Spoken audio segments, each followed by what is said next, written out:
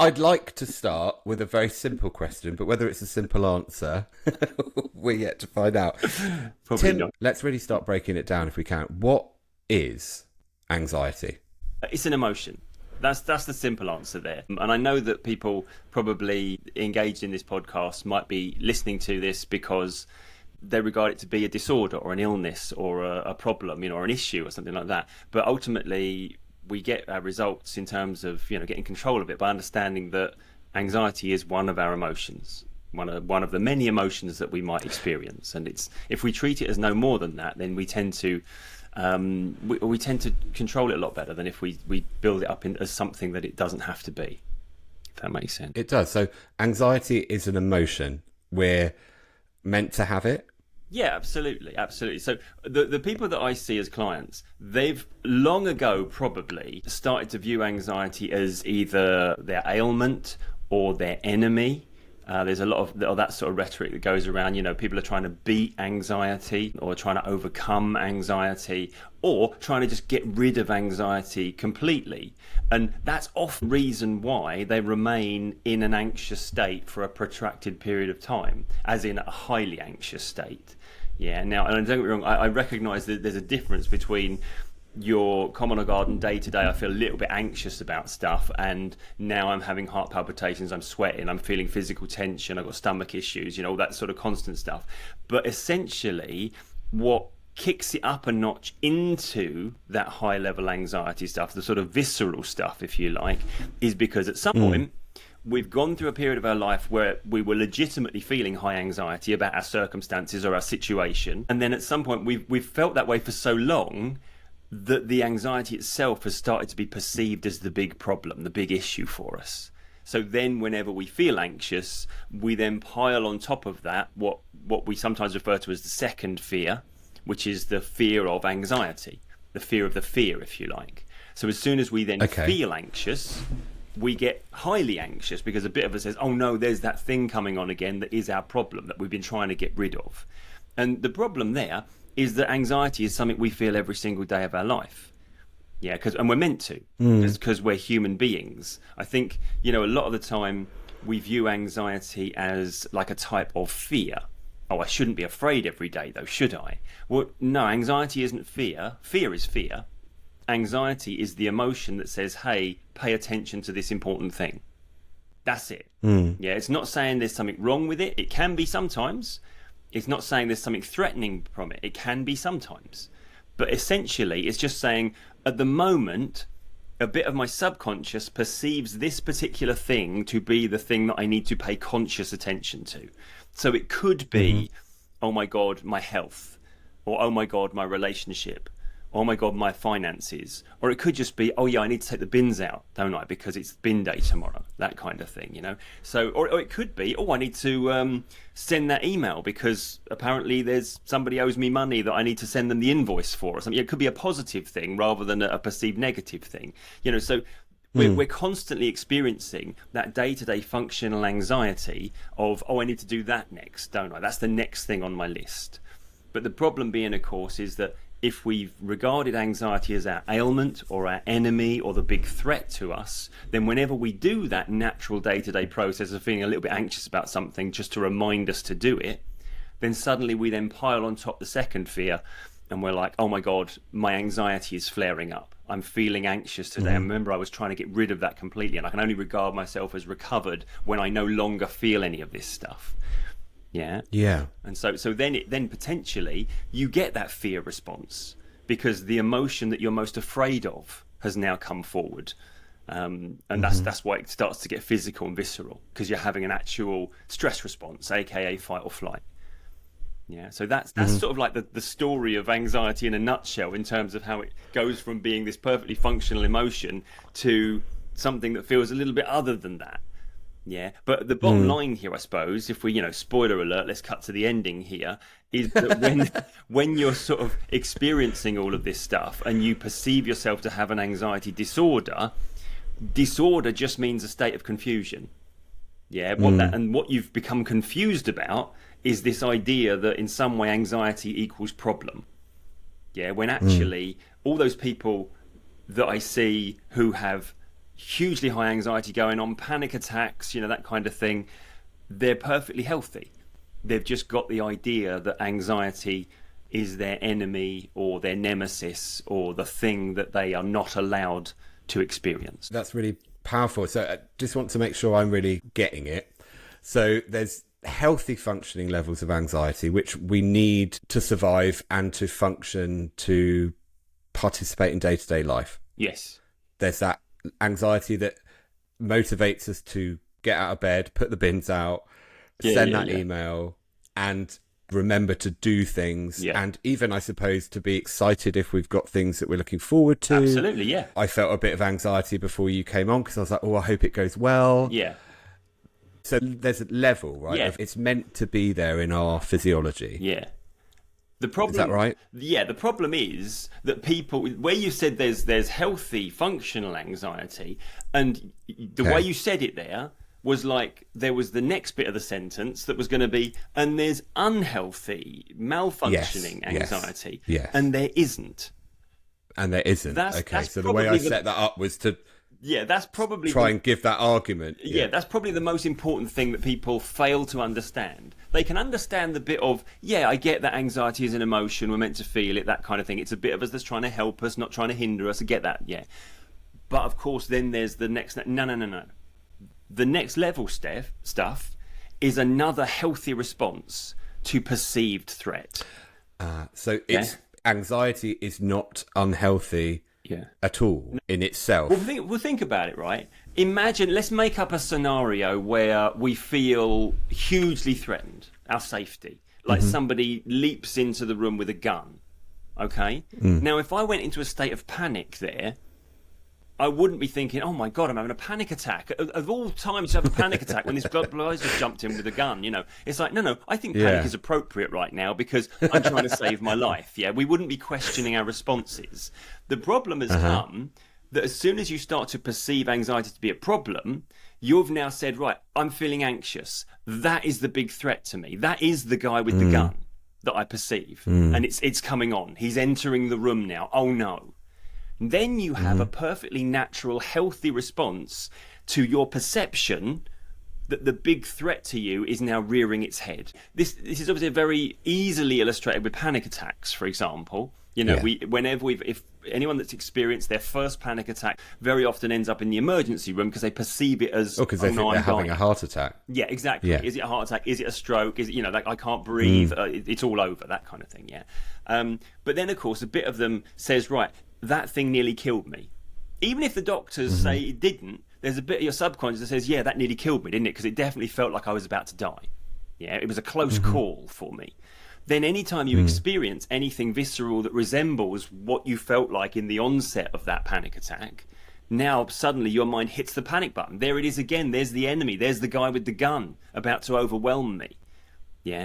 And so you hit the panic button because that's the appropriate response to perceived imminent life-threatening situations, to hit the panic button, to go into fight or flight. And whether you're thinking, but it isn't appropriate, it's not going to save my life in the middle of a medical problem to go into fight or flight, your brain doesn't really care about that because it's been evolving with this fight or flight mechanism for, millions of years. So it's sort of programmed into our DNA that whenever there's a problem, whenever there's threat, our mind does that thing of hitting the panic button. But we perceive it as a malfunction because a bit of us is saying, but I'm just, I'm sitting on the sofa. Why am I suddenly in a fight or flight mode? I'm just watching my favorite TV program. Why has that suddenly occurred? And it's simply occurred because something about what's going on with us physiologically, a bit of us that is hyperfixating on how we feel physiologically, has noticed something it doesn't like. And it said, hang on, there's that guy with the gun again, about to take us out, going to try and take us out again. And so even the high level stuff is an appropriate response. It is a sign of a healthy, functioning fight or flight response. The only thing that's wrong here is that your mind has confused feeling anxious as the equivalent of a guy with the gun. Makes sense. Yeah. And I wonder what your thoughts are on where do you think the disconnects happen? How do you think people have got so lost in not understanding Yeah. the relationship with anxiety, and that it fascinates me to think that we're all so vigilant, I suppose, to want to remain in a very, very calm position, because you could argue that's where we're like homeostasis, that's where we're at peace. Yeah, I get but that. Something's going on, isn't it? Something's being distorted or getting confused. I think what happens a lot of the time is that we have this mistaken idea that at some point we were calm. We were always calm. We were always relaxed. We were living life, and then anxiety struck. Then we developed our disorder. But the thing we need to recognize is that we were never calm all the time. That wasn't a state we were in. We were always going through anxious times and difficult times. But because we didn't flag that up as a malfunction, we didn't notice it so much. We just had challenges to overcome, and we took them on. And maybe we had things that we knew, I shouldn't worry about that, should I? And yet here I am lying awake at night worrying about it, But because we hadn't started to hyperfixate on our state of mind or our state of body, then we didn't flag it up as this constant thing that was going on. So we got this idea that anxiety struck, and now all we want to do is get back to that time when we weren't anxious. It's like that time didn't exist, because you always had important things to do, or certainly even when you had nothing that was, on the face of it important, you had things that you were making important to you. It's like even when we're sitting there on holiday with on the face of it nothing to do but just sit on the lounger and just soak up the sun, there's a bit of us thinking, where are we going to eat tonight? Or should I get an ice cream now? Or should I go for a swim? There's things that our mind is pondering. Or if we leave now and put our towel down, will somebody steal our sun lounger? That's it, yeah. I mean, I can't... Will it be there once we've come back from the buffet? Yeah, to be fair, this is it. I think that's the most stressful sort of thing we can do, is be on holiday trying to claim a lounger. I've seen the videos on TikTok. It's like, looks like absolute. It's like a war zone, isn't it? Trying to get your lounger. What you're saying is, though, that somewhere along the line we've decided to try and remove the experience of anxiety, or disconnect from it, or cut it out as something that arrived as an unwanted, unpleasant experience, and now is just taken hold and crippled us. But actually, it's always there. It's just to what... That's it, yeah. Or what our relationship is with it, I suppose. Exactly. The number of times that I talk to people and they tell me, it's been like this for 5 years or something like that. And I'm not saying that so that people that are listening to this now are like, oh my God, 5 years, it can go on this long. It's only been a year. So I'm just saying that, I plucked a number out of the air there, yeah. But randomly, just they said, since this point, it's been going on, kind of thing. And it's never just random. They're never like, I don't know why it was, I just suddenly got really anxious. Anxiety struck. That's when I contracted my illness. It was like, no, there was shit going on in my life. There was serious stuff that I had to deal with, and maybe even not like huge stuff, but just an accumulation of various things that were on my plate that were challenging me, that was causing me to feel overwhelmed. And that's the point where we started to realise we weren't invulnerable to struggling. There were things that could wash over us in a way that felt uncomfortable, but there were things that could exceed our perceived level of resources to deal with. And that was the point where we started to question our ability to deal with, and as a result, we moved forward with a heightened level of anxiety. So there's always something that happens that just kicks it off a little bit, and now the problem being is that we've taken that to be a failing on our part, rather than, hey, that was a lot, wasn't it, that we had to deal with there.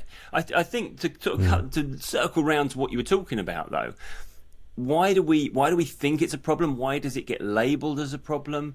I think because inevitably the fight-flight response comes with a whole mess of physical sensations.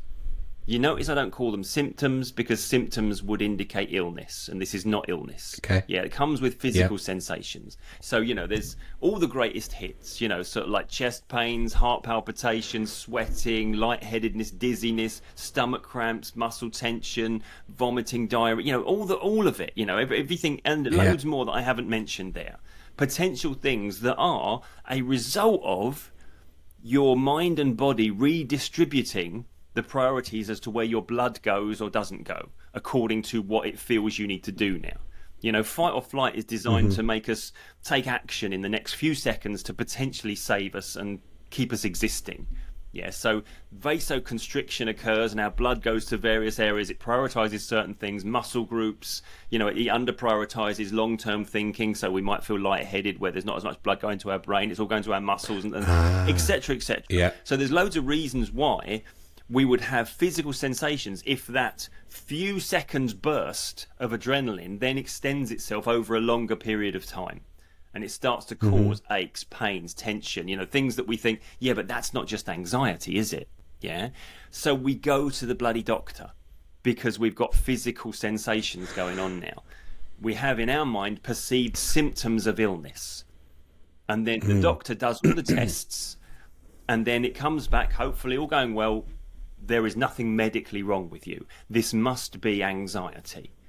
And then we make the mistake of thinking that we've tested positive for anxiety. Yeah, we've got an official diagnosis of anxiety, when actually, in reality, we've tested negative for everything that the doctor can test us for. All the doctor's saying is, by a process of elimination, what you're experiencing is the very natural effects of having a highly emotive response to what's going on with you right now. So you are experiencing physical tension, physical responses that are causing you to feel physically uncomfortable. Yeah. But that's the problem there, is that now we're like, oh, I've got anxiety. I went to the doctor, I've got anxiety. And it's the language people use. Yeah, and it was it's like, I've got anxiety now. Like, I didn't have anxiety before. Now I've got it. Yeah. And it's something that I can't get rid of, and I've been diagnosed with it, for example. Yeah. It's like, surely there's something going on there that's a bit skewed. This is the thing. You look on... I see this all the time online, on like Instagram and things like that. And people will put posts up, and it'll be like, things that only people who have anxiety will understand. Yeah. And it's like... And that's the sort of language, because you're getting diagnosed by people in a high anxiety state who are talking about their experience. Yeah, and their experience is that they have anxiety. So basically it's people taking advice from, with all the due respect, the uneducated. Yeah, the people that only know how it feels, not how it actually is. Yeah, I saw a video once, and it wasn't even a video about mental health. It was literally somebody I was following to get YouTube advice because they had a channel that was about, growing a YouTube following. And I was like, oh, well, yeah, I really want to do that. So I watched the video, and then they were talking in one particular video how I maintain my career as a professional YouTuber when I have anxiety. And so it was all about them having anxiety. And there was a lot of it that presented itself as medical advice. Yeah, as in, definitely I've Googled this enough to know what I'm talking about, kind of thing, But it was all completely misleading. It was basically telling people that she had a congenital condition called anxiety, which is not a thing. Yeah, it's not a thing. Not accurate. Yeah.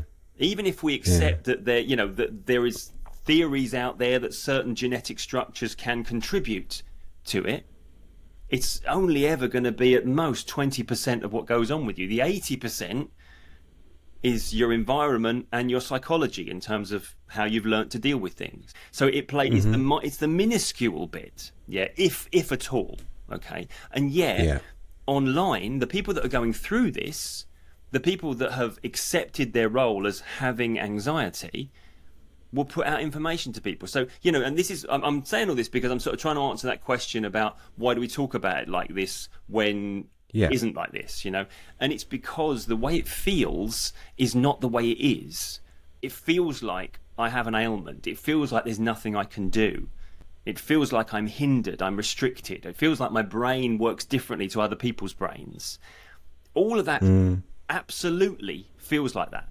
Feels. I think that's the key word, though. It feels like that. It feels like that. But feelings aren't facts. Exactly. And I know that's intricate territory, but we're not saying feelings aren't important, but they're not. They're subjective and they're not factual. And in many cases, you're trying to dispel the myth that is a physiological problem with someone. Yeah.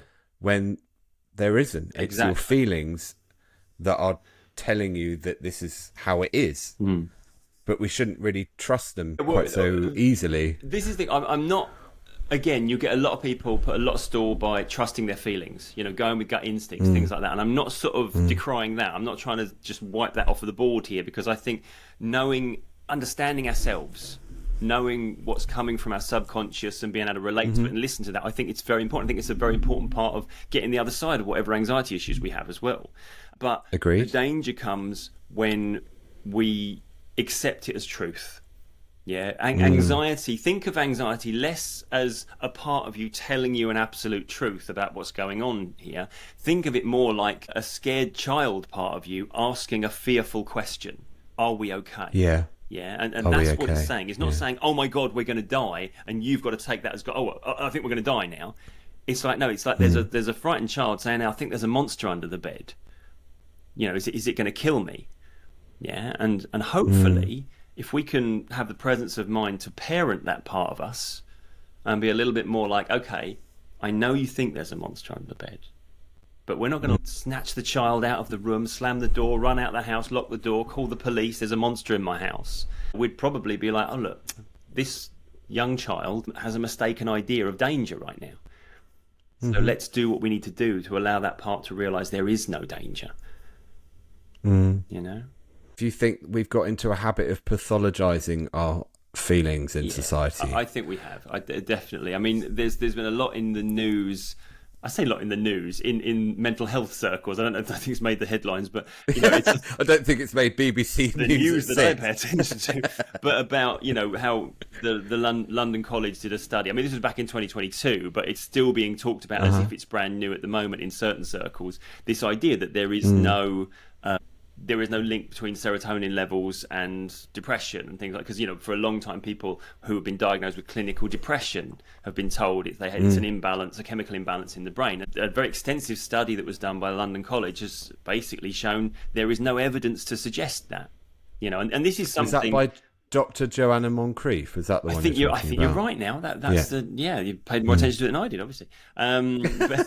But this is the thing. It's like, and I feel like that's something that people who've been on the front line working with this, people certainly in my profession in terms of hypnosis and hypnotherapy, we've known that for a long time, because we've also been aware that there was never any evidence to make us think that it was to do with the chemical imbalance. It was just a theory that was put forward from pharmaceutical companies, I believe. I hope I'm not, misrepresenting the situation there.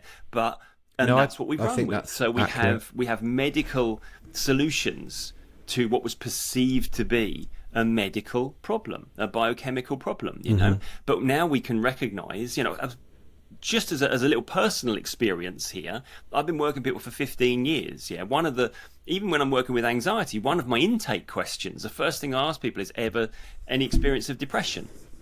Just one of those sort of standard, I've got to ask you a load of questions now. And probably about half the people that I've spoken to have said they either are experiencing or have experienced depression. To the point, some of them diagnosed, some of them medicated, that kind of thing. And I always follow up, if they have, with a question of, okay, when was that and what was going on at the time? And nobody, as a reason why they are depressed or were depressed, says, well, it's just a chemical imbalance. There was nothing going on, it's just I am depressed. They can all tell me within the space of about 30 to 60 seconds something that being from a professional standpoint where I am, will recognise, oh, okay, that's why you've experienced depression then. Because you went through something in your life. Yeah, context, exactly. You went through something in your life where having tremendously low mood and almost despairing outlook would be appropriate based on what you've learned there. Yeah, it's not, again, we're doing people a disservice when we say like, oh, so when you were young, your dad died and your mum left you and abandoned you. But because you're not over that yet, that means you must be clinically depressed. There must be something wrong with you. And it's like, well, hang on. I think actually you probably went through some shit that gave you a particular outlook on life, and it's been a real struggle to just move forward positively as a result of that. I don't think that's some flaw in your biochemistry. I think that's probably you as a healthy human being reacting to an intolerable situation. you know. And I think that's the problem that we have, is that, like you say, we pathologize these things. We create a medical model. And don't get me wrong, again, I'm very wary that we're drifting into the realms of me talking about medical stuff and medication and things like that. I never want anyone to mistake me for saying, and throw your meds away, people, you will be fine without them, you know, because you flush them down the toilet. Exactly, because don't do that. Don't do that. You know, I can't give that sort of advice. But sorry to cut over you again, but from your TED talk, you do talk a bit about the training that doctors receive, and we're saying we're not medical experts, and we're not, and I completely own that.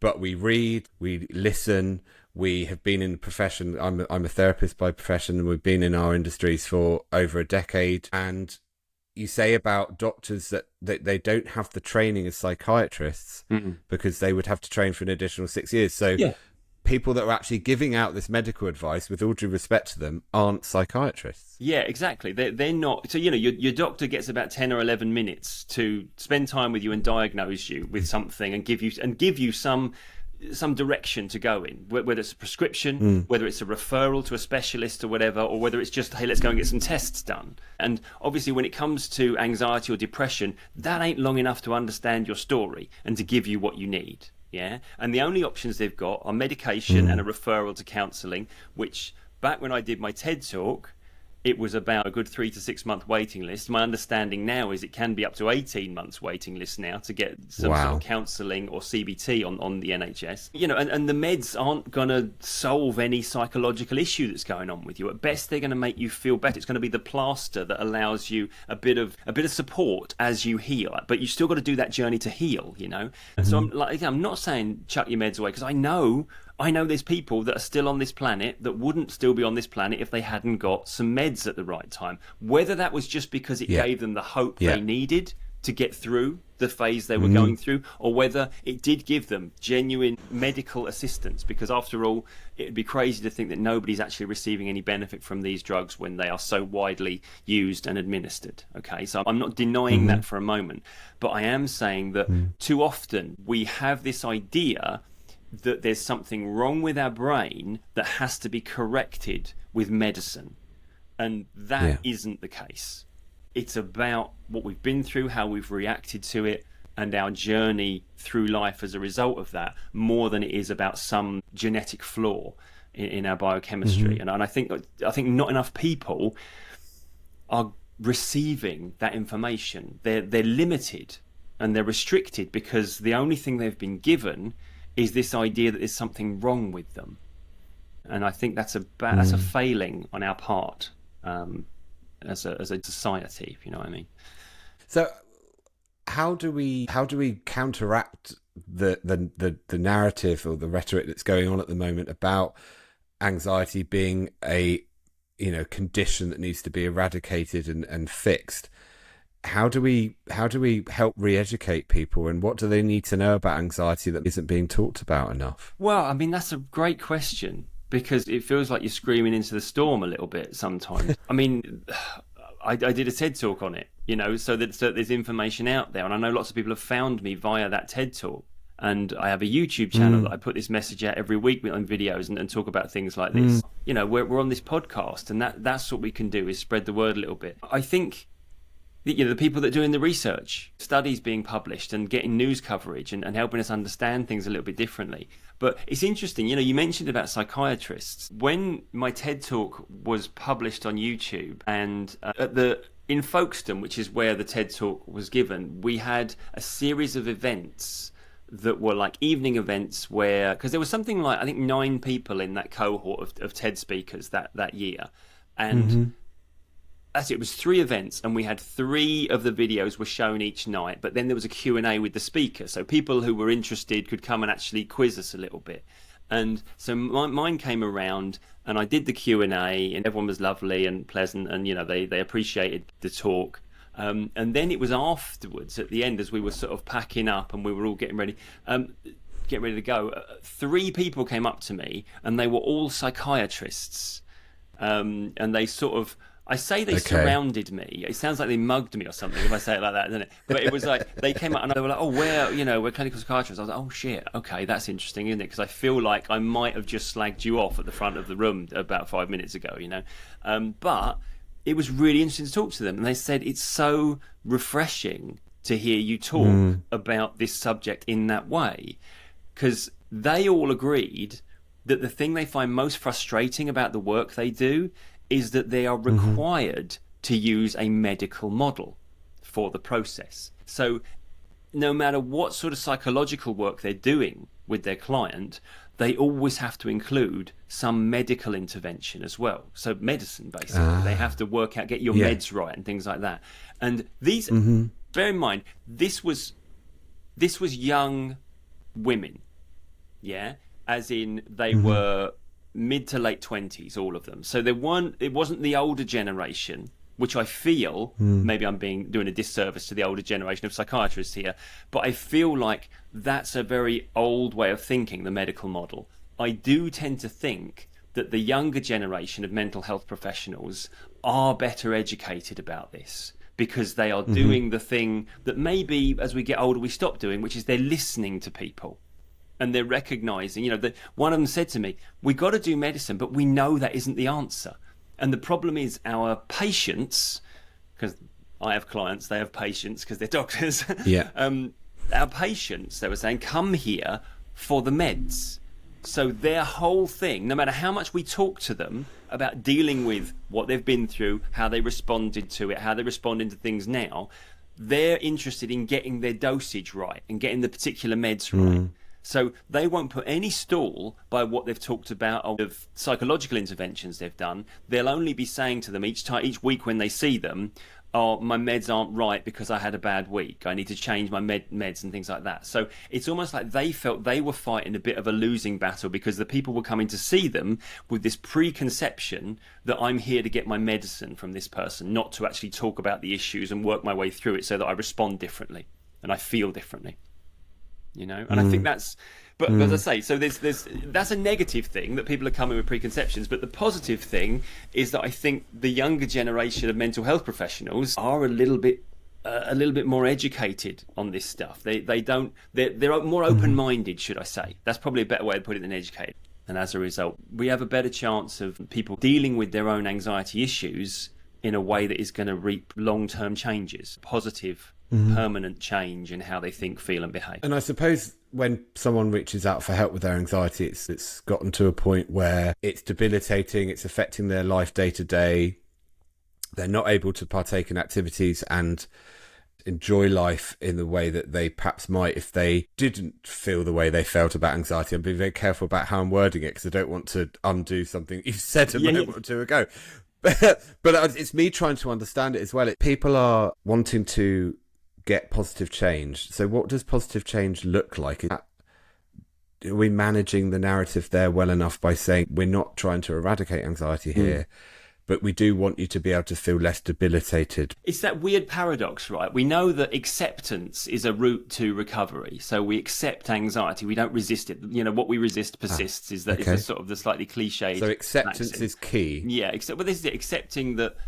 But it's not about accepting I'm always going to feel this bad. I'm always going to have these extreme physical sensations that kind of divert me away from what I'm doing on a daily basis. It's about accepting that if we do, there's nothing wrong with that. That doesn't indicate illness. That doesn't indicate that I'm malfunctioning. Yeah, because every single person on this planet will at some point in the future experience high anxiety. I mean, you're going to be very lucky if you don't. Because guess what? We have things that are important to us. Even when the things that are important to us, they're important because we just haven't got the right perspective on it. We've zoomed in too close to our tiny little problem that really doesn't matter in the grand scheme of things. But to us, it will still be super important, and we'll still get super highly anxious about the things that are super important. Yeah, but it's about recognizing that there's nothing wrong with that. That doesn't mean I'm reacting in a way that indicates I'm malfunctioning. It's not maladaptive. It's just my mind making a mistake about how important this thing is currently. Or maybe not making a mistake. Maybe it really is super serious, and I need to take this super serious, or I'm going to be in, a lot of trouble here. Yeah. So, but as long as in the midst of all that, we don't think, oh no, this is gonna trigger all of my anxiety. I'm going to go back into my anxiety issues again. And because the only reason that we would suddenly develop anxiety issues again is if we hadn't really learnt the lesson that there's nothing wrong with feeling anxious. Yeah. For me, this is always the end game of our anxiety issues journey, if we can call it that, is recognizing and coming to the conclusion that anxiety is not something I need to worry about. Okay. How anxious I am from day to day, from moment to moment, is not something I need to pay a blind bit of attention to. When we get there, then all of this just calms down to what the average person would say, okay, I feel normal again, in air quotes there, whatever normal is, And that's where we're going with this, is to get you to the point where, a client put it brilliantly for me. They said, I know when I'll be there, because I'll get to the point where somebody will say, how you feeling? And they'll say, about what? Yeah. Because at the moment, all of their friends and colleagues are always used to asking how you feeling, as in, are you anxious right now? Is it, are you having a good day, a bad day, that kind of thing. When they get to the point where someone says, how you feeling? And they say, about what? Because they just don't think about it anymore. That's where we want to get to. Yeah, and that's where we can all get to. Do you find it challenging, though, Tim, to help people understand and get their head around that concept? It depends. Do you find that it's hard for people, that there's fears or people have resistance to accepting that, I suppose what you're saying is actually beautifully simple? It depends on the individual. Tend to overcomplicate. Okay. And I think it also depends on what they're exposed to in terms of contradictory information. Because it's taken me a while to fully grasp the fact that there is just plain out and out contradictory information out there that potentially is just going to set people back. I've always worked on the principle that if you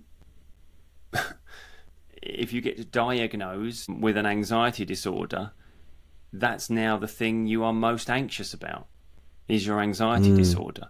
And it's that fine line. So, I know if somebody comes into my session with me and says, okay, I've been diagnosed with generalized anxiety disorder, I've always got to ask how they feel about that. Back in the day, I had to then educate people about that.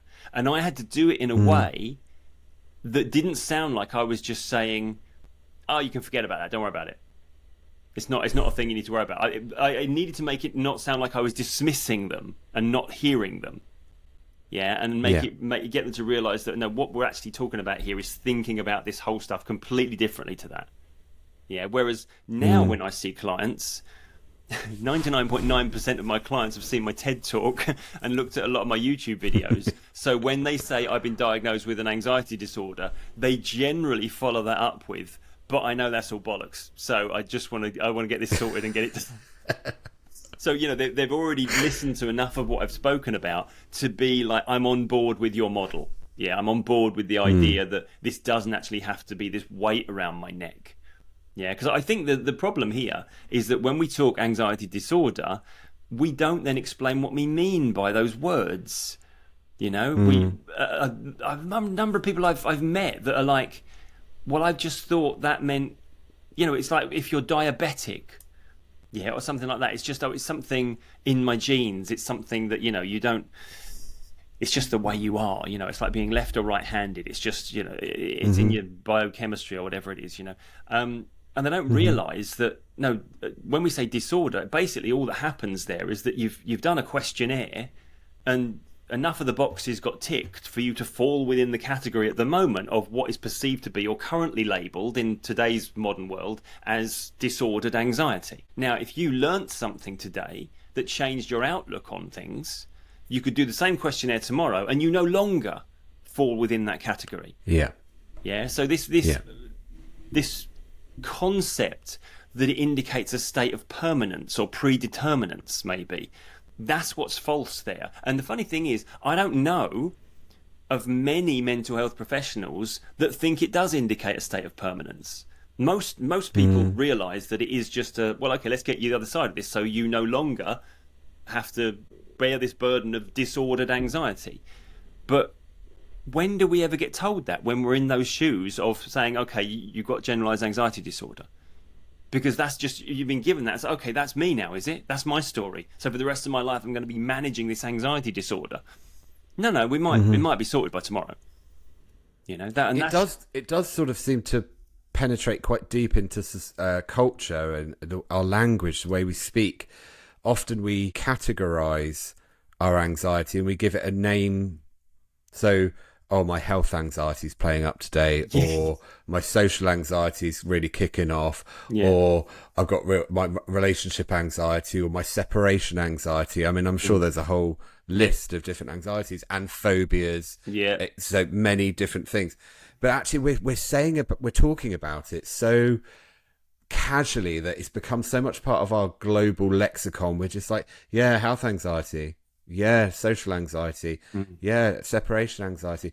And I just think that it's fueling something. Yeah, exactly. It's If I think, that makes sense. we have got a culture as well where we like to own our labels. I think there is, we like to be, whether it's a malfunction or dysfunctional subset, we like to be part of a group, and we like to have those around us that we can relate to and things like that. I do see that a lot, but it's like when I was younger, and I touched on this in my TED talk, but I didn't really do a deep dive into it. I know now, looking back, if I'd sought help for what I was going through in my mid-teens to early 20s, I know that I would have, this day and age, been diagnosed with social anxiety disorder or something like that. I know that.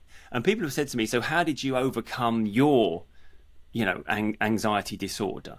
And I suppose the answer really is that I didn't have to, because I never got labelled with it.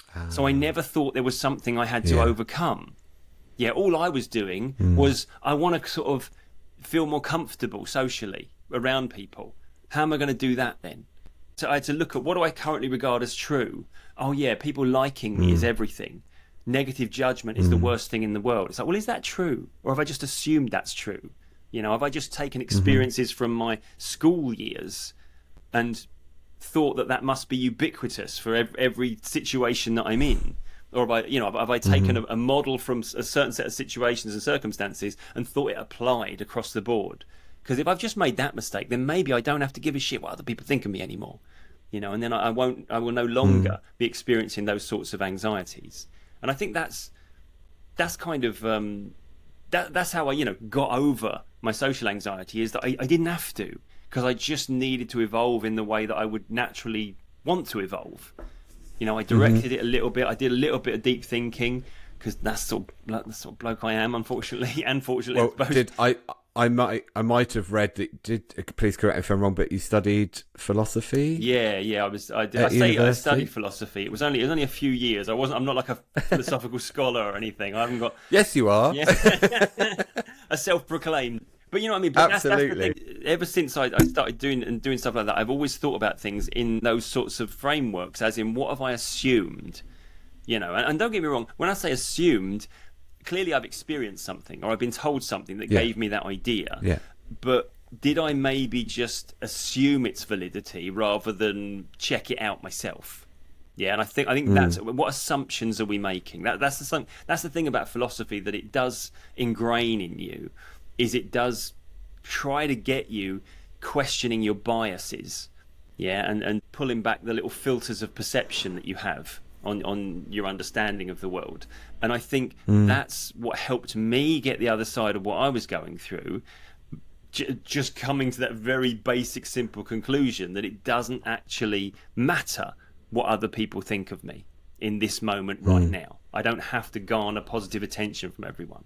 And that allowed me to let go of all the anxiety that I had about possible negative judgment, But it also has allowed me to, formulate the way I work and try and understand. I've brought that understanding to how I think people are responding in their everyday lives when it comes to how anxious they feel about the given situation that they're currently in, And you said deep thinking a minute or two ago. You had some time when you were figuring out your own stuff, and I think it's really understanding ourselves, our history, the stories we tell ourselves, the assumptions we make, the learning we need to relearn, and to build a healthy view of ourselves and what's important, what truth really does matter. That's key to having a happy experience on this planet, I think. I agree. But it doesn't mean that we won't experience suffering either, because that's also an inevitable part of being human, unless you're an enlightened being, which I haven't gotten to just yet. I'm working on it. But that's deep work, and I don't know, with the medical model, with the way it is, it's quick fix, here's a tablet. And again, I do understand it works for a lot of people, so I'm not slating it, but often it's, here's a tablet, take that. As a result of that, you have this possible side effect of emotional blunting, where you end up not feeling anything, or blunted emotions for everything. And it's what comes out in having a conversation, like you said, about psychiatrists having to do the medical stuff, but really just wanting to hear the patient's story. That's it, totally. That's what we need to be doing with people. It's not just random occurrences. Our body's very intelligent. Yes, our mind can be used against us if we're not friends with it and we haven't given it space and time to communicate with us what it wants to communicate. But I don't know how we'd ever hold space for people to do all of that work on a bigger scale, because I think that's profoundly what's needed. People aren't talking to each other about the underlying life experiences that are contributing to them feeling the way they feel. Well, this is the thing. It's like, anyone that's worked with me and has heard me talk about the way I work will know that I'm not like a counselling model where we're going into everything we've been through. It's like, it's not, okay, tell me all about your childhood, let's start at the beginning, But I do recognise that not what you're offering. Sometimes I'll talk to a client and say, right, what are we here to do? And some clients literally say, okay, I want to sort my anxiety out. And that's all they'll say. And I'll have to, poke and prod a little bit to see, right, what's going on, then when did that start, what do we think's going on there, and get the basic stuff so that we can do the work. But other times I'll say, what we're here to do, and the client will say, well, I suppose it all began when I was 5 years old or something, and then it's like, oh, okay, we're getting the whole life story here, but the reason we're getting the whole life story is because that person recognizes, I think this is all relevant. I know I'm like 45 now, but I think this stuff that happened when I was really young has shaped how I view the world, and this is the this is the limitations of a medical model. Like you say, meds can do great stuff. It can help us feel better when we needed to feel better, basically, if you put it that way. But at the same time, it can leave us very vulnerable again. Because if we start to feel bad, even though we're still taking the same meds that seem to be making us feel good before, then what do we conclude about that? Oh, do I need to up my meds? Do I need to change my meds? We feel like a leaf on the breeze. We lose our agency. If we do the psychological work, if we do the understanding work, if we make the changes to what's going on in our subconscious, all those patterns of thought that drive how we feel and behave, if we do the work to change that, then, okay, we don't have to rely on mood stabilizers or countermeasures against our issue, because there's no issue to stabilize anymore. There's no issue to put right. And I think that's what we should be doing, And that's why I think I do sympathise with people that are working in a psychiatric field, because they always have to include some medical aspect to it, and it limits what they can achieve with the client, or the patient rather in their case, because the patient has the idea that in some way the meds were the key contributing factor to why they're feeling better now. That's the problem, isn't it? I remember a client, just a brief client story, who was absolutely adamant their path to recovery was going to be getting their meds right, because they'd stopped working and they needed to find the right med, get the right dosage, and also get the work done with me. They needed it to be in tandem, And we did a session, and I thought we'd done some really good work. I was like, I think that's going to, I'm quietly confident there, as you can be when you work with a client. And then I saw them something like 2 weeks later, and I said, how you been doing? They said, I've been doing much better. And I was like, so what are you putting that down to? Because I wanted to know what aspect of what we've spoken about had allowed the penny to drop. And they said, well, I think I finally got the meds right. I think that's what's going on there. And I'm like, it's like, when are you going to give yourself the credit for your changes, or are you always going to just lay it at the door of, did I have the right medicine at the right time? And that's the danger there, is that we we do great work, we make great changes, and then we don't give ourselves the credit for it, and it steals all of our agency that we just potentially had got back for ourselves, because we don't regard it as anything to do with us. It was just the doctor came through, found the right dosage at the right time, that kind of thing, you know? Yeah. Which does then remove any sense of agency, doesn't it? A sense of autonomy and power of what they've managed to bring about and with their own efforts and their own work. But when it comes to actually bringing about positive change as a very broad term, how much do you think it's to do with the balance between working psychologically on your relationship with yourself, your negative belief systems, etc., and actually taking inspired action to live through change by actually doing something about it? That's a really good question, because my model of working is very much to do with, let's make the changes in the session. Let's change the patterns of thought. I don't set homework. I don't say, okay, do this now. Let's confront this challenge. Let's take this on. Because I recognize that if we say, right, that thing that you were afraid of, I want you to go out now and drive down the road, drive over that bridge that you were afraid to drive over, or whatever it might be, then I know we've just created a contrived amount of stress on that particular action because we've put pressure on ourselves when we didn't need to. The idea is that we're going to do it feeling okay without noticing we're feeling okay, but if we just go and do it now deliberately, we create this false pressure that wouldn't otherwise exist. But there's no doubt that you ain't going to know that this has changed until you find yourself on the other side of that bridge and you're like, oh, that was easy, wasn't it? I didn't even realize, So we know there has to be this aspect of doing the thing that you were struggling to do and realizing you're not struggling anymore, But in terms of, look, 15 years, this is literally in my video that's going up this week on my YouTube channel, YouTube channel. But it is, it will be in the show notes. I made the point that, because I talk briefly about like an exposure therapy model, and some people work with exposure. You confront you repeatedly go into you do your exposures, expose yourself to the situation, and you gradually desensitize yourself to what's going on there. And I just make the point that I've been seeing clients for 15 years. I've never had any exposure's never been a part of any of the process that I've done, and the clients that I've seen have made the changes without having to deliberately reconfront and go into the situation and desensitize themselves.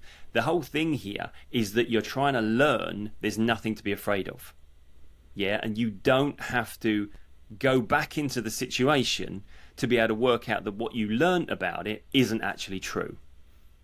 If that makes sense. I don't. I suppose it undeniably makes sense, but I suppose the word that comes up in my mind then to think about what people might come up against would be the word avoidance. And how do people overcome if they've employed avoidance as their primary defense mechanism? That if they, I suppose it's what if they then decide that, I don't know, they think about it and they change their belief, but I don't know, something then is still triggering them, if that's the right word to use, to avoid a certain situation. So I don't know how the two marry up. I mean, avoidance isn't going to be a good strategy either, because if we avoid the thing, then all we do is we reinforce the idea that there's something dangerous about it. There's something threatening about the thing we're avoiding. But I think when we go back into that situation, as inevitably at some point we will, because after all, if it wasn't a situation we would normally go into in life, we wouldn't have noticed it was a problem at all. So we know that life is going to lead us to this particular situation that we'll have to encounter again, be that going into work at in a certain place, or hanging out with certain people, or doing something like going over a high bridge like we were just saying. You're going to need to do that thing again, because that's why you noticed it was a problem, because life has just taken you on that journey where this is part of your life regularly enough for it to be an issue for you. We could probably expect the next time we do this, even after we've done the work to change the patterns of thought, we should probably expect ourselves to feel a bit anxious about it, shouldn't we? Because we've been anxious about it all this time. It was the thing that we'd built up as the Mount Everest of our challenges. It would be strange, in fact, if we just skipped merrily towards it without a single care or thought about it. Yeah, and don't get me wrong, that does happen at times. Like I say, people find themselves on the other side of the experience, going, "Oh, blimey, I just did the thing, didn't I? I didn't even notice it." You know, or they. I mean, I've had clients come to see me. I remember one lady in particular that always sticks out because it's quite early on in my career, and I was doing a little follow-up session with her. And we were reviewing how we'd done, and I'd said, so she said, I don't know if much has changed really. I haven't really noticed much change, if I'm honest. And I was like, okay, so let's talk about the things that you were noticing were the problem. I said, you wake up in the morning with that impending sense of doom. Is that still with you then? And she sort of looked at the sky and she was like, no, I don't get that anymore. I suppose that's changed. She said, but to be honest, that wasn't really much of the problem. And I'm like, oh, it's funny, because it's got in my notes here, and I've got in speech marks here, this is ruining my life. Yeah. And, that's quite significant. Yeah. So, I mean, I don't think it was, you're being a bit more blasé about it than you were before, we sorted the stuff out, And I think this is the problem, is that we skip on from the problem so quickly. The problem at the moment is we keep noticing the problem. That's why people come to see me and yourself, because they're noticing the things that jump out at them as a problem. Our goal is that they no longer notice there being a problem. Yeah, that's it. So we shouldn't necessarily expect to have that moment where the person that was previously anxious every morning throws back the bed covers and leaps out of bed, and suddenly the sun feels warmer. Good morning, world. Yeah, that's it. The birds are singing in a different way, that kind of thing. It doesn't work that way. We just get on with the day. And then about, midway through the morning or something, somebody says, how are you feeling today? And we're like, I am feeling okay. I didn't, and we've stopped noticing. That's the point of it. Yeah. So it's like, I don't, it's real. I drifted off the question here. But the point being is that it's avoidance and I was just interested in the connection and how, if you stick with thinking about something without acting on it, can there be parts where you get stuck or miss out on? We do have to go into that situation. I don't think the work is done until we've re-encountered the situation that we were feeling most anxious about, and it's fine now. I think that's how we know that it's done. But I don't think that's because exposure is the answer. I think exposure can work because hopefully we learn that there was nothing threatening about it. Fear was the inappropriate response. So we don't have to feel that anymore. But if we just repeatedly go into those situations and all we learn is, every time it's difficult, every time I'm afraid of it, we potentially make it even worse, because now we're fearing our exposures. We wake up in the morning saying, I've got to do that exposure today, haven't I? That I know I've got to do, otherwise my therapist, by the time I see them again, they're going to say, why haven't you done your exposures and things like that. So suddenly now it becomes the biggest of our anxiety triggers is the idea that we've got to do our exposure. But my point here is that, hey, let's do the work and let's send you out into your daily life and just live your life. Don't deliberately go and do the thing. Don't force yourself into that situation that now creates a contrived level of added pressure on you. I know that you're going to encounter this between now and the next time I see you, because we've already spoken about that in the consultation. That's why you're here. That's why you listed it as one of the things that you'd like to overcome, because it's the thing that gets in your way on a daily or weekly basis. Yeah, so let's just let you live your life. And then, you can stop thinking about any of this stuff until I see you again next time. Then when I ask you, let's cast our mind back and see how the week's been. So that's sort of my take on that. Is it's not about whether we avoid or expose ourselves to these things. It's about what are we learning from that particular experience. If we learn the right things, either way is fine. If we're learning the wrong things, then neither of them is really good. Well, quite. So I'm hearing you say that actually it's not with exposure therapy, for example, it's not adding to the list of worries, fears, anxieties by saying, and exposure therapy is something else you're going to have to face. It's more, don't add that in.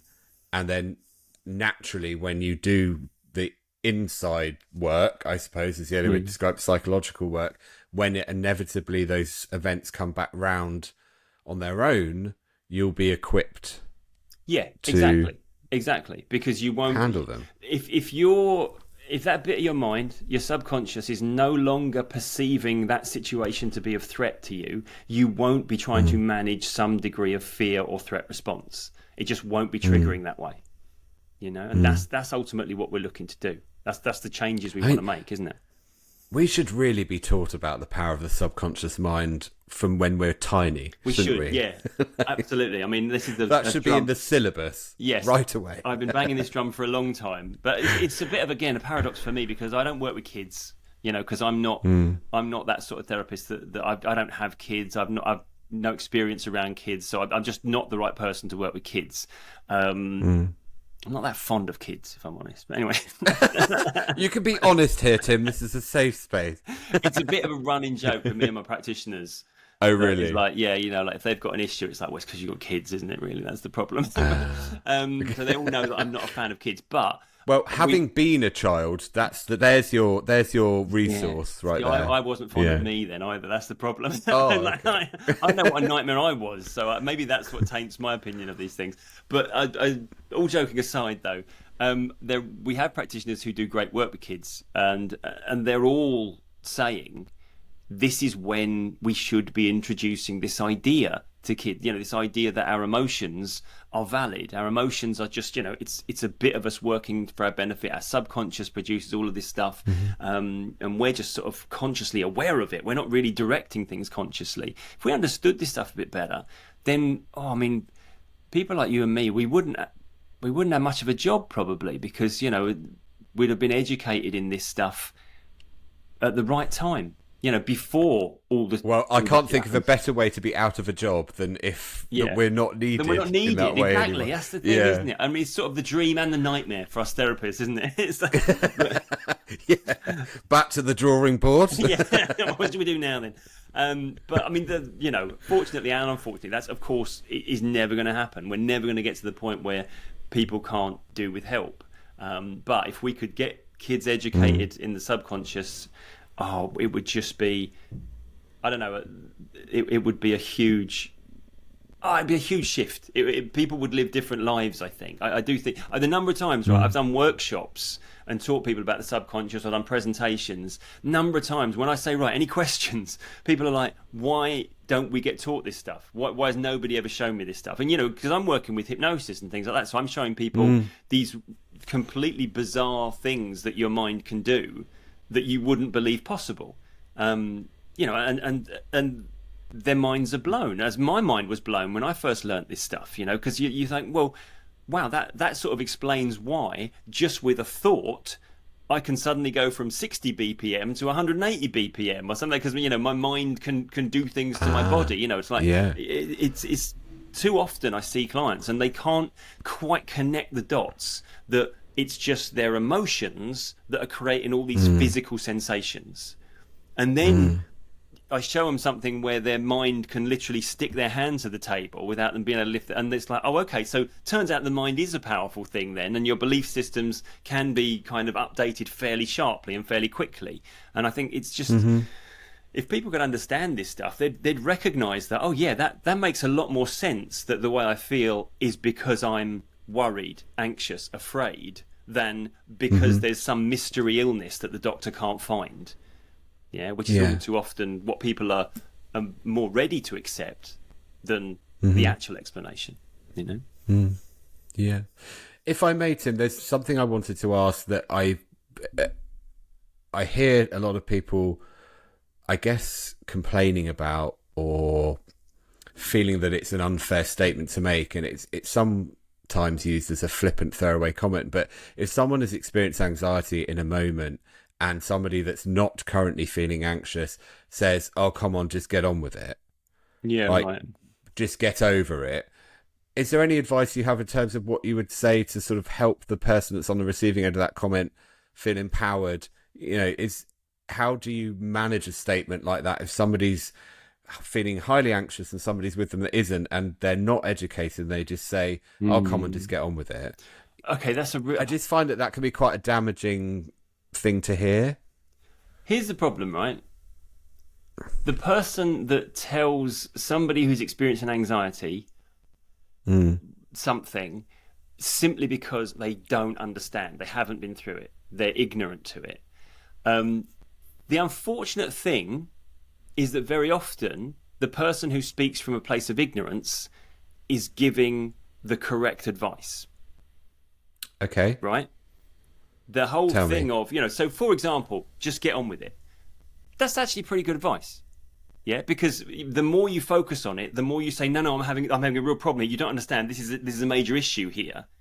Yeah, the person that is educated and comes and sits by them and said, okay, breathe, you're okay, you can breathe, you're fine, is rubbing their back and things like that, is literally just buying into that idea. You're in trouble right now. We're trying to get you through this so that you don't die. Yeah, and that's the problem. The person that, through their own ignorance, it just says, just get on with it. You feel better in a bit. That's actually, that kind of is pretty good advice. Yeah, because the more So it's obviously the way it's said rather than it being a derogatory comment. But there's actually a huge amount of truth in it. Hopefully, if you're with people who care about you, if you're with the right people, the right friends, the right family, then the way it's said will not be a way that makes you feel stupid or makes you feel like there's some flaw or some weakness in you. If you're around people who are just saying it in a way that's like, oh, I'm tired of your shit, then you're with the wrong people. That's what you've learned there. Absolutely. Yeah, move on and find different friends. Okay, simple as that. Yeah. But, the person, it's like when people say, oh, it's all in your head. You're just imagining this. It's like, that's actually correct.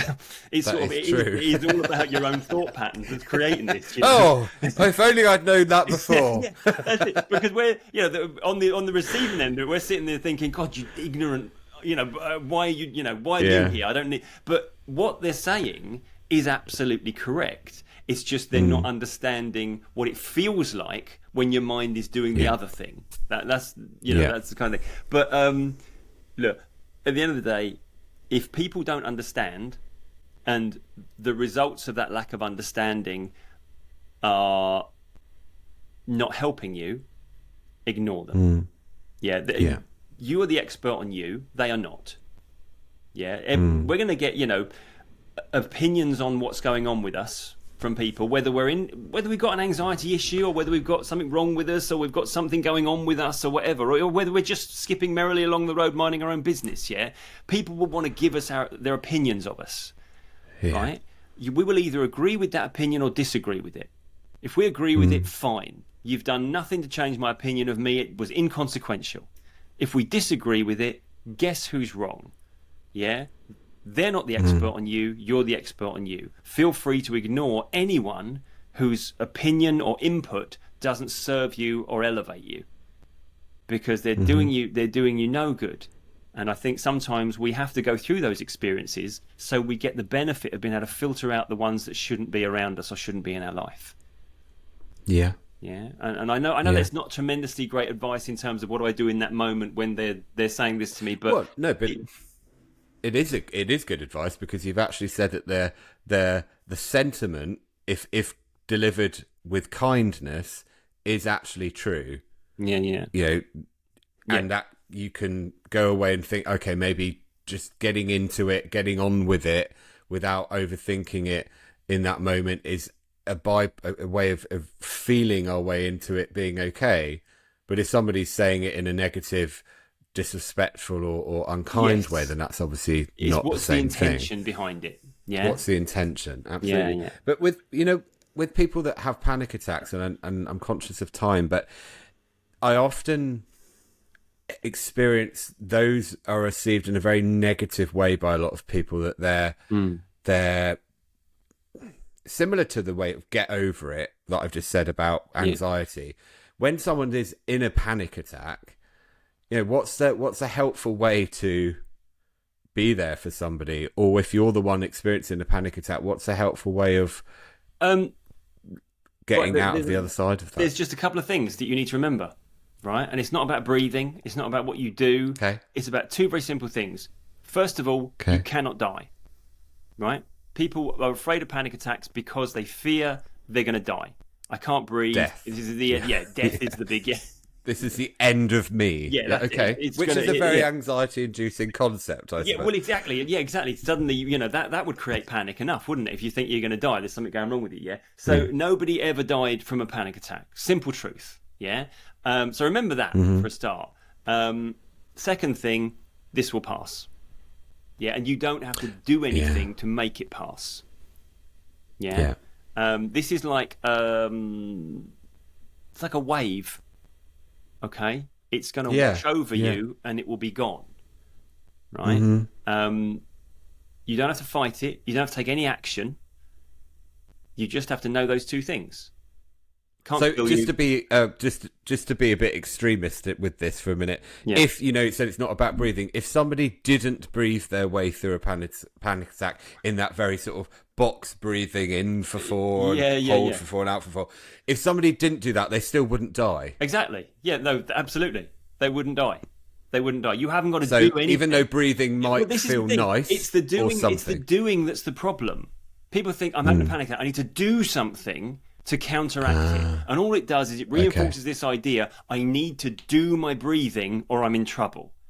Yeah? Basically, you've got that idea, if I don't do this correctly now, I'm going to die. And that's adrenaline that's going to respond to that thought, yeah? And that's going to increase your heart rate. That's going to speed up your breathing. That's going to make it harder to do your box breathing. Because you're now got everything's firing off in a way that suggests I can't just do this. Because what if it actually gets so bad that I can't control my breathing anymore?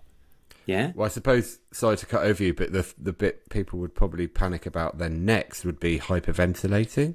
Yeah. Does that make sense? It's like, if I don't get control of my breathing, I'll hyperventilate. Then I'll what's the problem with hyperventilating?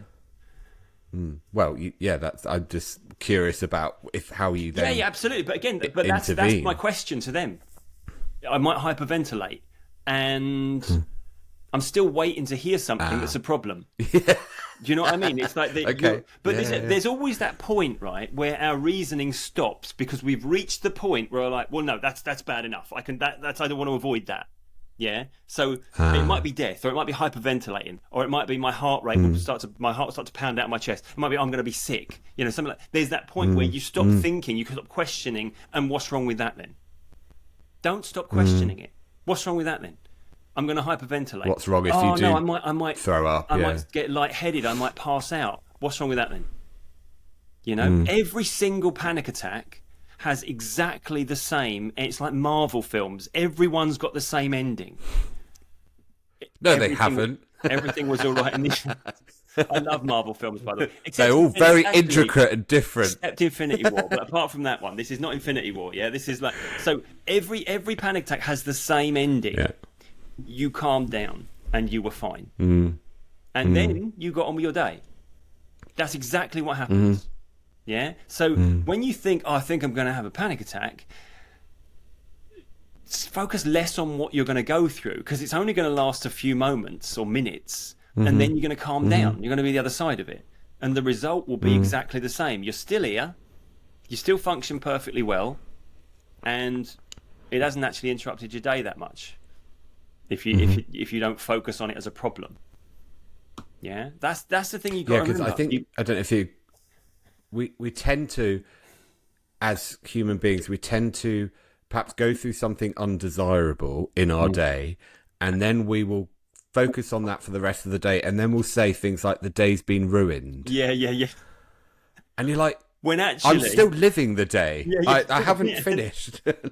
We had 3 minutes that were distressing, and then we spent the rest of the 24 hours dwelling on those 3 minutes, and that's what actually ruined the day. It wasn't the thing; it was. And we're making light of it because it's so common, but it's actually so preposterous. Actually, it's like that's so silly that we focus so much on labeling a day as a good or a bad day. Like I've had a bad day at work. I've had a bad whatever. Yeah, this is the thing that people don't realise.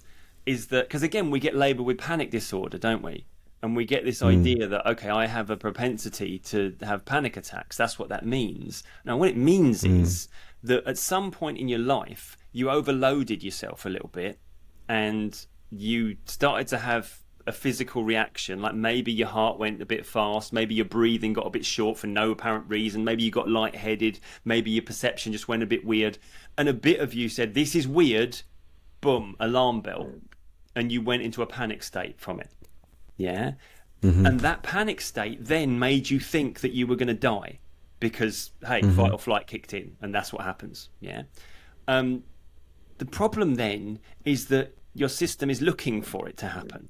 It's like, oh, what if, and our body shifts all the time. Our heartbeat slows down, speeds up, our blood pressure goes up and down, our breathing changes, we get a little bit lightheaded or not, dizzy at times. It happens all the time. Most of us don't notice it because we haven't got a part of us meticulously monitoring for it. So it just comes and goes. But of course, when we've had a panic attack, a bit of us then says, oh, hang on, what the hell was that? That could be a threat. And it hits the panic button and we have another panic attack, right? So what I'm saying about remind yourself you can't die and it passes, that isn't about just about in the moment. That's about, if you understand that, if that bit of your subconscious can learn, oh, it just felt life-threatening, but it actually isn't, whisper this because it's the important bit, but then you stop having panic attacks. Yeah, because now your mind isn't freaking out about every little physiological shift that occurs. Because even if it were the onset of a panic attack, it can't hurt you. So why would I hit the panic button about something that can't hurt me? Yeah. So, and that's the thing. When people say, well, can we really stop? A number of times I said, what we're here to do, I want to be able to manage my panic attacks a bit better. My responses are, wouldn't you rather just not have panic attacks? And they always go, oh, well, yeah, that would be great, obviously. As if like, what a crazy notion that is, But we weren't born having regular panic attacks. Something happened to us and we started to worry about it. That's it. Yeah. So, it's the same thing. It's the second fear. It's the fear about having the panic that causes the panic, That's great advice, and it's very simple to remember. One, you're not going to die, and two, it will pass. It will pass, yeah, exactly. Yeah, that's the whole story. A lot of that's quite the it will pass thing is something I think we all get stuck in. We're often not in the present moment, are we? During our day, we're either thinking about what has happened or thinking about what is going to happen. Yeah. So often the relief is in the present moment, where when our mind is just experiencing what is happening right now. Yeah. And there's arguably no room for panic in there. Yeah. Or anxiety or worry or fear. Unless an immediate threat comes in, of course you've got to act, but your body will kind of do that for you. It's always the story we tell ourselves, the story that accompanies the experience, isn't it? It's never the experience itself. Yeah, because it's like the high level fear or the high level anxiety. It's not like in the midst of a panic attack. It's not that, oh, my breathing's really fast, my heartbeat is really strong right now. It's that I think I might die. That's what's perpetuating that response, is the story we're telling ourselves about it. And it's the same with, if we're worried, we wake up in the morning, oh, I feel on edge. Oh, I'm going to have an anxious day, aren't I? This is going to be difficult today because anxiety's high today. So you've told yourself the story that creates the emotional response that perpetuates the negative feeling that you're having. It's always about the story we tell ourselves that goes along with that experience, not the experience itself. So you're right. If we could just exist in the moment and just take every moment for what it is, we become kids again, don't we? Where we don't know about the world, so we just stumble into each experience wondering what's going to happen. We become that sort of naive, happy baby version of us, I suppose. Curious and creative and playful. Yeah. And relatively relaxed because we're not responding or reacting to all of these stories that we've yet to create for ourselves. Exactly. It's kind of inevitable as part of life that we do create these stories, but we can always rewrite them. I think is really important. Yeah, something's happened and we've now come to expect, X plus Y equals Z. That's what's going to happen here. But it doesn't have to be the case, and a lot of the time it never was. We just had a notion of it possibly ending up this way or going that badly. Do you know what I mean? So it's about, that's why I often say the people that are struggling with anxiety are often the most creative people, because they just have a really active imagination. That's why they can formulate all the possible what ifs, and that's what freaks them out. Because what if thinking you need to be very, very creative and dedicated to planning through every single scenario that could possibly go wrong. Exactly. Which some people were halfway through and think, I've forgotten about it, or I moved on to something else. If you can harness that creativity for good, like positive, powerful storytelling, then you've got the power to transform a lot, haven't you? Exactly. So this is it. You have it in your own hands to make changes, and we too often we don't realise it. We feel like we are, like a leaf on the breeze. It's just life is choosing for us, and it's not the case. Yeah, we've got a really good sort of computer up there. Even when we feel like we haven't, I know some people are probably like listening to this podcast and thinking, "Oh no, my mind's terrible. It always comes up with the worst things. It's trying to, it's trying to kill me. It's trying to, steer me off course." It's not. It's just trying to work out every possible eventuality so you can stay safe and keep moving towards happiness. And sometimes it's working so hard to do that happiness doesn't even get a look in, because we're constantly, disaster planning and things like that. So, it's just, but that doesn't, just because it happens like that now, doesn't mean it has to happen like that forever. And that's, that's what, ultimately the message that we're looking to bring is to help people learn how to change all of that for themselves.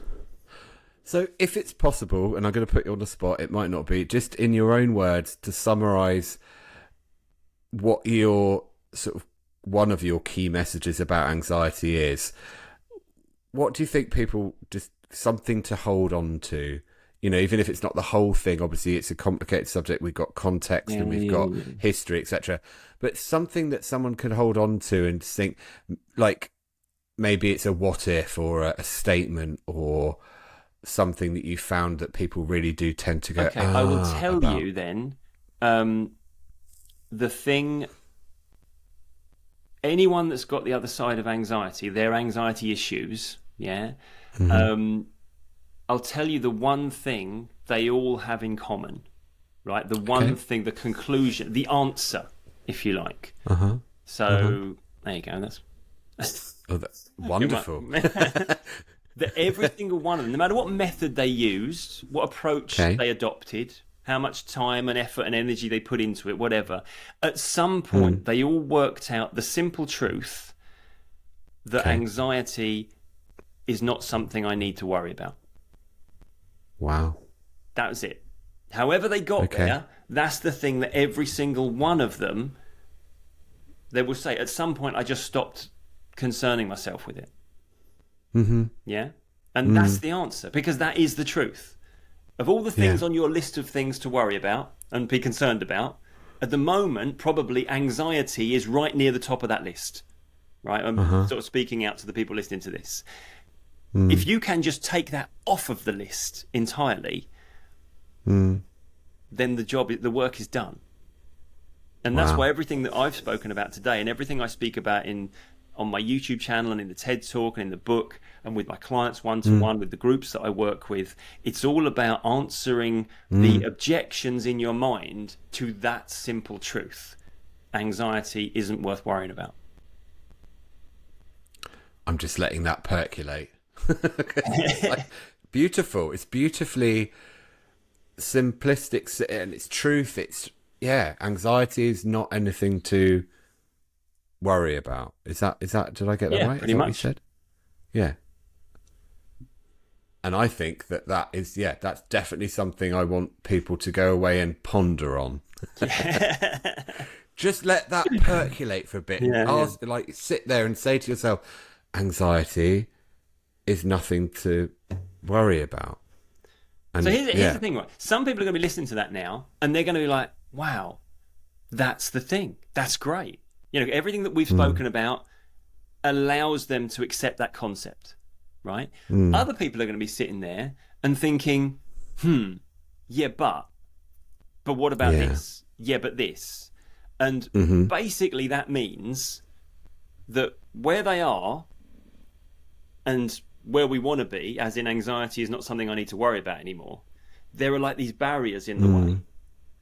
Yeah, and the thing that comes into their mind when we contemplate going here to the place where we no longer regard anxiety as anything worth worrying about, that's the barriers that are in the way. That's the, whatever that thought is. Oh yeah, but those sensations are so uncomfortable. Or yeah, but what about this person that told me this? Yeah, but what about this experience that I had? And that's the work.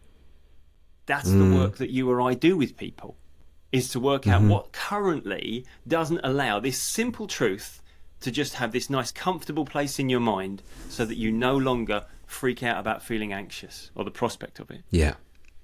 And that's where, you know, and so everything that we've spoken about is designed to remove potential barriers for people. And that's the work I do one-to-one and in groups and all that sort of thing. And that's what the channel is all about. That's what the TED Talk was all about. Those barriers. What are the things that are there that stop you just getting to this simple place of, hey, I ain't got to worry about it anymore, have I? Removing their barriers, that's the work. Yeah. To help them connect up with that simple truth. Yeah. Everything that's in the middle, we're taking out. Exactly. And then they get to integrate that truth into their belief system. Yeah. It's powerful. You are doing absolutely incredible work. I just want to make sure we cover all the things you are doing again, and everything will be in the show notes. But there's the TED Talk, which I believe has got over 3 million views. It has had over 3 million views now. Yeah, I looked at it the other day. I noticed extraordinary. That, yeah, I know. It's mental, isn't it? That's amazing. And it's called How to Stop Feeling Anxious About Anxiety. Is that right? It. Yeah, exactly. Okay. And then you've got your book, which is called Clear Your Head. Clear Your Head. Yep. How to live life without anxiety getting in the way, I think. How to enjoy life without anxiety. Okay. It's had the I always forget the subtitle. How to enjoy and life. And that's available. That's available through your website or through your the website. Channel? You can get it on Amazon or anywhere that sells books. Really, I think pretty much. Okay. And then if people are listening to this and they want to get in touch with you, you've got a private practice and group work. Yeah, I do. I see clients one-to-one, or I'm also I'm starting up group work now, because I'm doing anxiety control cohorts where I teach people the method that I use, and I teach them how to use it for themselves, and it's themselves, and it's like a small group of 6 people each time. We work together. It's got a 2-day training attached to it, as well as follow-up sessions each month, just to help people get the other side. So basically working on their barriers, working out how we remove those barriers, get them to the place they want to be at. And is that online? Yeah, it's the 2 days is and all the live stuff is on Zoom, and there's also a ton of resources that people can access, video and PDF stuff, which is all about insights that help remove the barriers. So I'd highly encourage people to watch your TED Talk on YouTube if they haven't already. Go to your YouTube site and look at all of your really helpful videos on there, because there's some beautiful nuggets of help in there for people, and advice and philosophical takes on things, and you have great conversations. I have a huge amount of respect for the work you do, Tim, and I think the world is very lucky to have practitioners like you who are spreading the message of how to take on life and their relationships themselves in a way that moves away from erroneous messages we've been given about the medical model, etc. You're really empowering people to take ownership over their own feelings. So I think, everyone check out all of your content, and I'm really, really grateful to have had this conversation with you today. Thank you, Tony. It's been a real privilege to be on the podcast. Thank you very much for asking me. I really appreciate it.